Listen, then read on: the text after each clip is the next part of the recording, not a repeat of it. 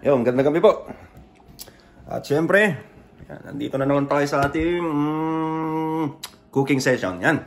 Magluluto na naman po tayo ngayon. Alright. So, lulutuin po natin ngayon is kakaiba. Yan, kakaiba. Magluluto po tayo ng chicken taco. Yan, magtatako po kami ngayong gabi. At yan po yung gagamitin nating panahog. Pitcho.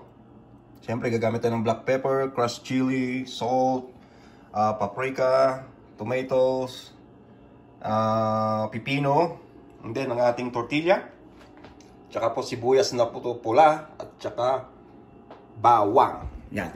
So, huwag na natin pong patagalin. Yan.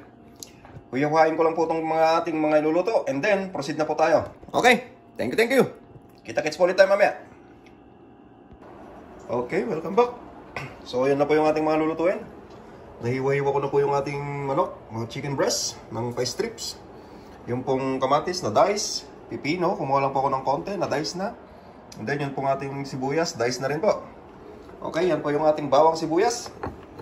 At dito po, nagpainit na rin po ako ng mantika. So, lagay na po natin. Yan. Wala nang paligoy-ligoy pa, para mabilis. Konting mantika lang po palang ginamit ko dyan. Konting mantika. Ano? Konting mantika lang po yung ginamit natin dyan. Kasi pang sisir lang po natin sa karne ng manok na gagawin po natin taco. Okay? So, yan po. Isa lang po siya natin dyan. At antayin lamang po natin ng mag-isa. Okay? Yan. Nagisa na po ang ating bawang sibuyas. Ang ilalagay na po natin ay ang ating manok. Yan. Manok. Okay. Iwahiwalayin lang po natin para po maganda yung pagkakaluto niya. Ayan. Iwahiwalay lang po natin at para po marekaduhan natin mabuti. Okay. So, una po natin ilalagay ang ating durog na paminta. Ayan. Lagay po tayo ng durog na paminta. Okay, huwag po tayong mahihiya sa durog na paminta. Maglagay.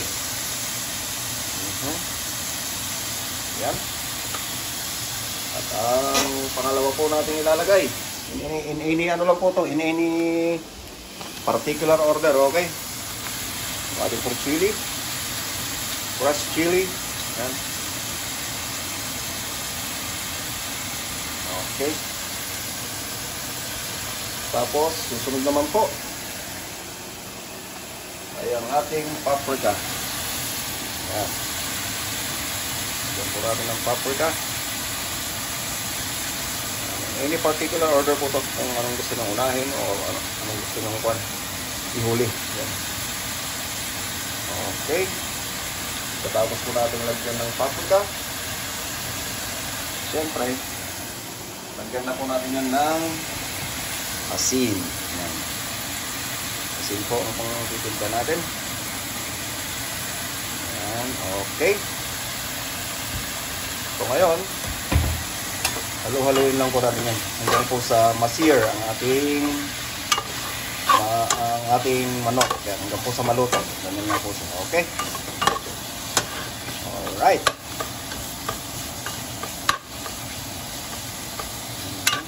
Yan, so antayin po natin na maluto ang ating manok. And then, tapos na po tayo sa ating first step. So, yan po. Luto na po ang ating chicken breast. Yan. So, gawin po natin, patayin na po natin siya. Right? Okay, ang second step po natin. Nandito po yung ating pipino. Yung ating pong sibuyas at yung ating kamatis. Siyempre po, paghahalo-halo na po natin yan. Okay. Halo-halo lang po yan. Yan. And then, kuha po tayo ng kutsara. Mekos-mekos lang po natin. Yan. Yan po ang magsisilbing toppings natin para po sa ating chicken breast. Okay. Alright. So, ayos na po yan. Ngayon, ang pangatlong step po natin, magpainit po tayo ng ating palayok. Okay. Yan, kanina ko pa po nilagay yan. So, mainit na po. Ayun, ang gagawin po natin is lalagay lang po natin ang ating tortilla dyan. Okay, at hayaan lang po natin magkaroon siya ng smoky flavor. Yun pong medyo na ano siya ng konti. Yung, ano tawag nito? Yung nagbablock-block. Anong tawag doon? Nasusunog ng konti. Yun. Okay po. So, balikan po natin mamaya. Yan. So, nakikita nyo po yan. Dumadami na po yung brown spot niya. Gagawin po natin. Baliktarin po natin. Ganyan lang po. Okay. Ngayon. Okay na po yan. Yan. Lumambot na po siya ng gusto. At medyo may sunog-sunog na ng konti. Ngayon, ulitin lang po natin yung process sa iba. Ganun lang din po. Okay? Alright. So, luto pa po tayo ng iba bago po natin ilagay ang ating mga sangkap sa loob po ng ating tortilla. Okay? Okay. So, ayan. Luto na po yung ating tortilla. Ang gagawin po natin, kuha po tayo dito sa ating chicken strip. Chicken strip. Yan, baby. Lagay po natin dyan. And then, syempre, lagyan po natin ng, paibabawan po natin yan ng ating pinaghalo-halong kamatis, pipino, at sibuyas. Yan. Okay. Alright. So, alright. Okay. Yan. Panalo. So, ayan, ang ating luto ngayong gabi. Di mo ba? Tapos, tiklop lang po natin. Ganyan. And then, sabayan po natin ng kagat.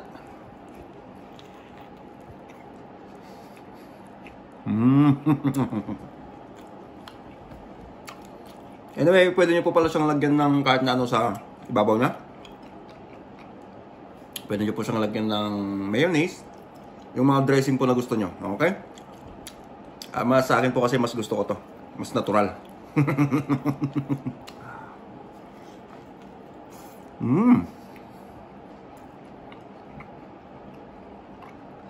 Sarap.